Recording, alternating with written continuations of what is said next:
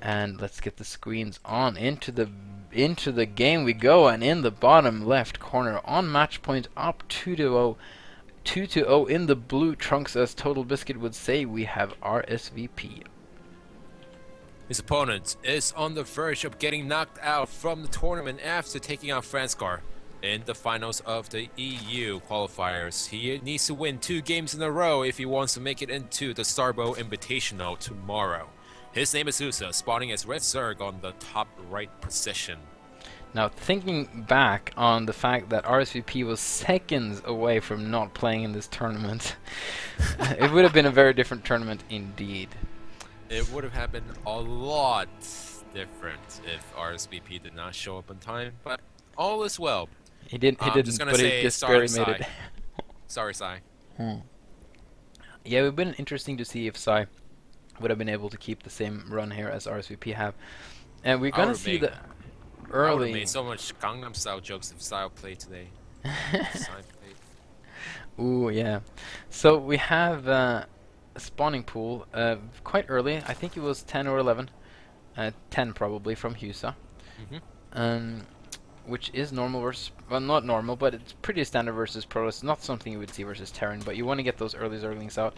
Try and what happens is that if you don't get those early Zerglings out, and the Protoss sees this, and he will see this on this map because it's a 2-player map, then he can just go Nexus first, and that puts Protoss in a very good position. So you want to try and avoid the Nexus first. That's why you get the early pool. You don't really usually do a lot of damage with it. You just get map control and you avoid the Nexus first.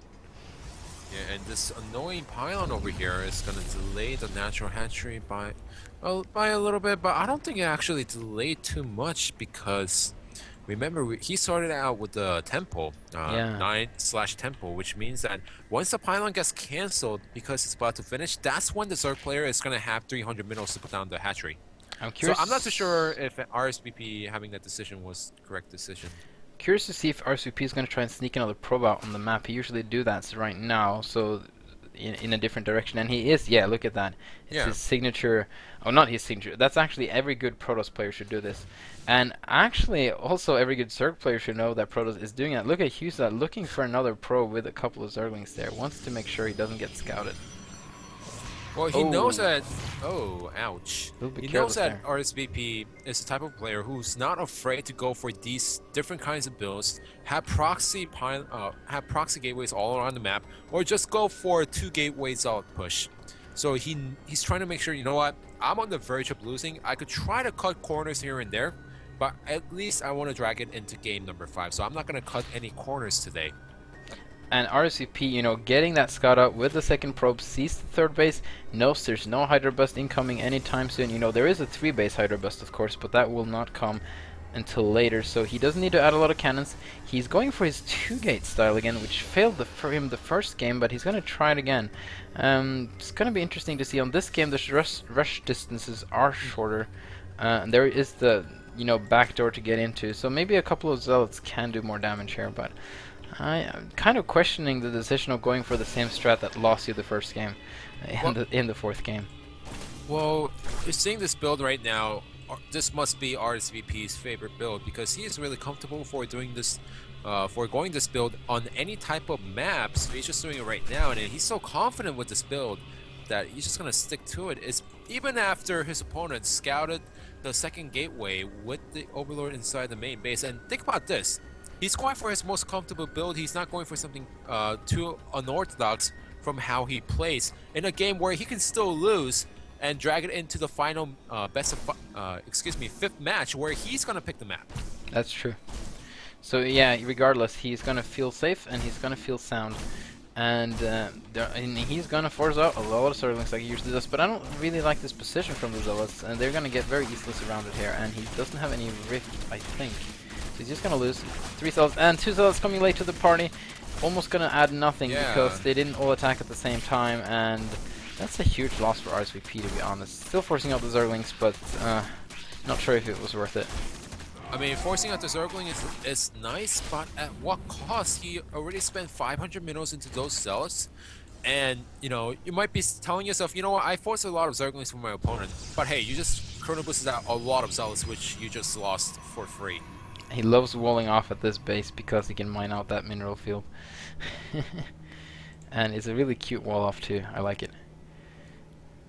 So he's keeping up with the getting one Dragoon. I guess he wants to kill that Overlord in this base. There's really no point getting one Dragoon early on, and he's gonna get another Zealot surrounded. Ooh, but actually no, he's not. He stopped trying surrounded. I don't know why he did that. He could have gotten a good surround there, I think. The problem is if rsvp actually microed that, then he would have targeted the red Zerglings first. So eventually you're gonna see this weird picture where Heusa has a complete surround on the Zealots, but the Zealot is gonna kill every single Zergling if rsvp micro deck properly. Yeah, that makes sense. Heusa has actually got a lot of minerals. Okay, there he just synced it into 18 Zerglings. Never mind, doesn't have a lot of minerals. That's gonna finish up with Zergling speed quite nicely. And he's also getting the Hydra speed. He's getting a lair, so he's not gonna do a like the Red Bandit. The Red Bandit, yeah, that's the guy, and just gun for it and hope it's gonna go okay. Finally killing that Overlord with the Dragoon, and he really needs to get getting the Zealots preemptively out of there, sensing the Zerglings coming. Maybe he's stream sniping? No. Well, nah, we're kidding. Yes, and that delay is so long that even I don't think he would have heard that. Okay, so here we go. Oh, and he needs to get his Zealots into position. He might even want to chrono boost these cannons, but he wants to make sure that the Zerglings are actually committing before he wastes 2 chrono boosts on that. And I really like the fact that Heusa is not committing with his Zerglings, because there's no point in doing that. Yes. Having them on the map, however, it adds, you know, some resentment for rsvp to try and move out, and gives, you know, Heusa a nice little map control. Even might make it possible for him to take a 4th base. And you also have to realize, some people might be saying, you know, oh, these Zerglings right now, they haven't done much. Well, first of all, they're going to try to get us around with the Hydras in the back, but those are charge slots with, and the upgrade is going to finish sometime in the future, so the Zerglings need to watch out. But as long as he keeps the Zerglings alive, that was like Asian accent right there. Oh my god. As long as you keep the Zerglings alive, those are all gonna change to Bailing sometime later in the game, and that's actually perfect against rsvp's type of play. Yes, and I really loved what he was doing there earlier. He had a group of Zerglings, and I was like, why does he pull a couple of Zerglings towards the Zealots? And then he ran them past, and he forces the Zealots to turn around, and thus saving all of his Hydralisks instead. Yeah. Because they are slower than the speedlings, and that was a really cute little move there. I had never even thought about that. I'm learning actually a lot of things from this game. It's too bad I don't play too much Protoss though. I mean, oh, I'm playing Zerg. Never mind. Wow, I'm really, my head is I floating. think it's been a really long day. Yes, I have. I guess just enjoy, because tomorrow's gonna be a lot more hectic. Well, this High Templar just caught in the middle of nowhere.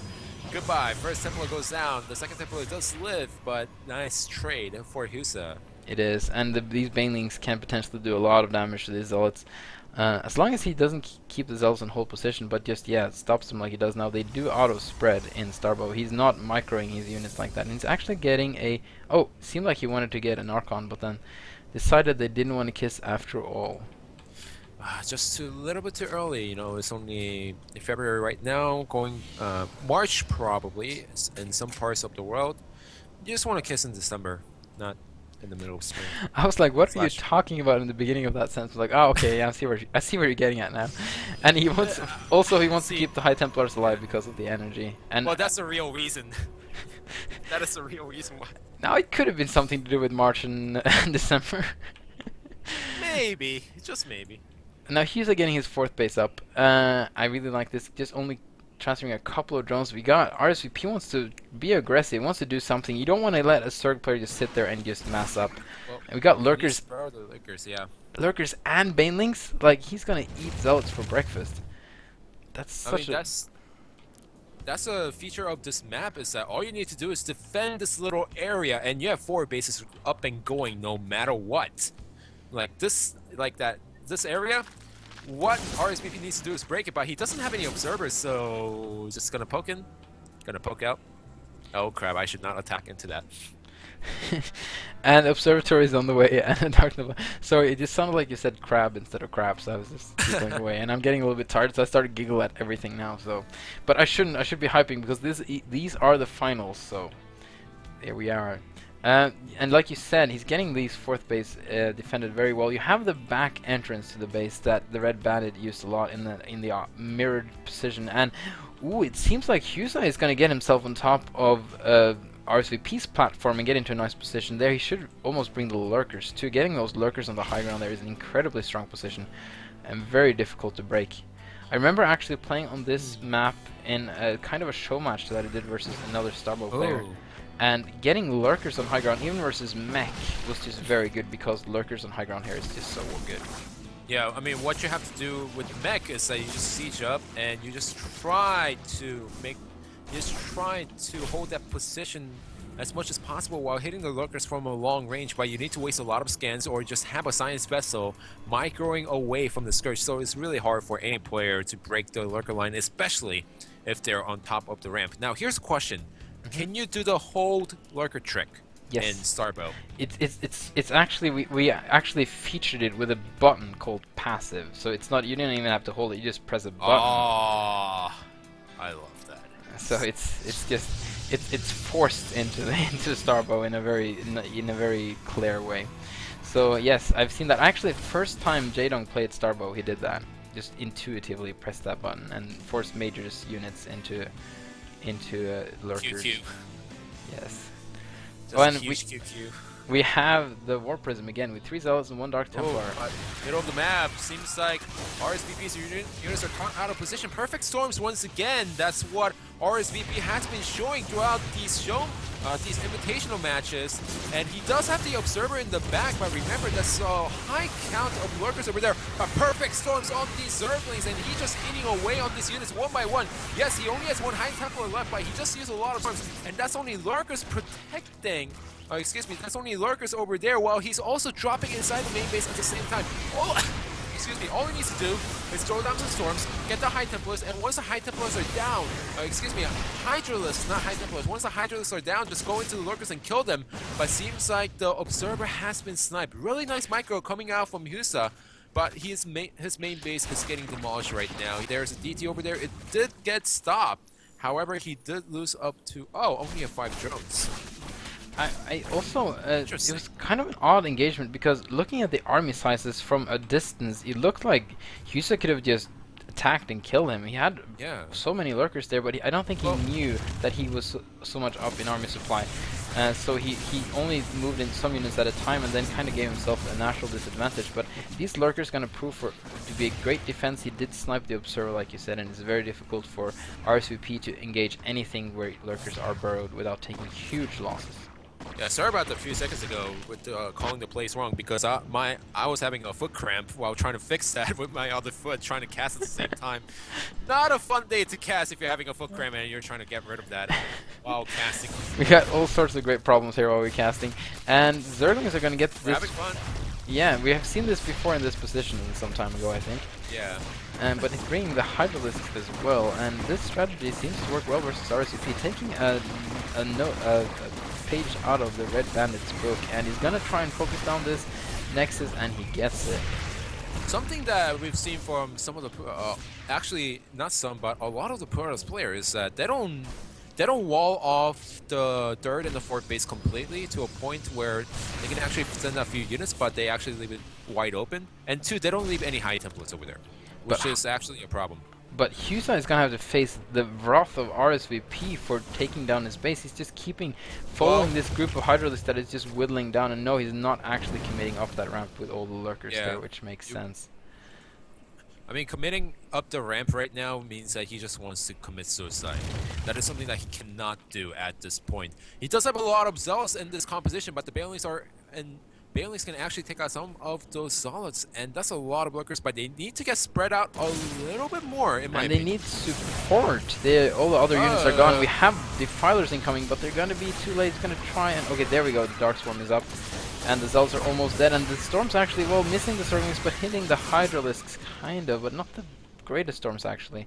Baneling's speed is not even up, so I think he's just abandoning his Baneling plans and he's transitioning into Ultralisks and getting a ton of more lurkers. This is the time for RSVP to attack. This is the time when there are no lurkers almost, except for a few under Dark Swarm. I feel like RSVP completely knows the situation of Heusa right now, because this is the timing when you try to go for a harassment at multiple locations, such as Natural, the 6 o'clock base at the same time, while just trying to buy as much time as possible, eating away on some of the Zerglings to make sure that before they get to the Ultras, nice storm on all of the Strong's gonna wipe out the middle line completely, as the High Templar is gonna make it out alive, and this time he learned his lesson. He cannoned the 4th base completely. These Zerglings cannot do anything, as the 6 o'clock base is getting completely wiped out. Getting away with the High Templars even, and killing that 6 o'clock position. RSVP's all, well, they both are all over the place. I was trying to observe that, and I missed the storm drop in the... Oh, and he got a huge 19 workers killed. He's got a big storm drop in the natural too that I missed, but I got the main one. And yeah, you think there's 2 armies fighting, but there's a ton of stuff going on at the same time. We don't want to lose the lurkers. Need to run away. There's a Dark Storm going down, but there's plenty of storms, and to be honest, RSVP, he doesn't have to attack into this anytime soon. No. All he needs to do is make sure his opponent is feeling uncomfortable, he's not getting any extra expansion around the map. And with the Stalkers, look at this, Stalkers, yes, they're not great compared to StarCraft 2, but they do have nice mobility, so they can snipe these Defilers so easily, and with all the lurkers down, all that Heusa has right now, Zerglings and Hydras, this seems like a game GG as RSVP makes it out of the Starbow Invitational Qualifier tournament, and he'll be joining other 7 players tomorrow for the main event. Yes, indeed he will.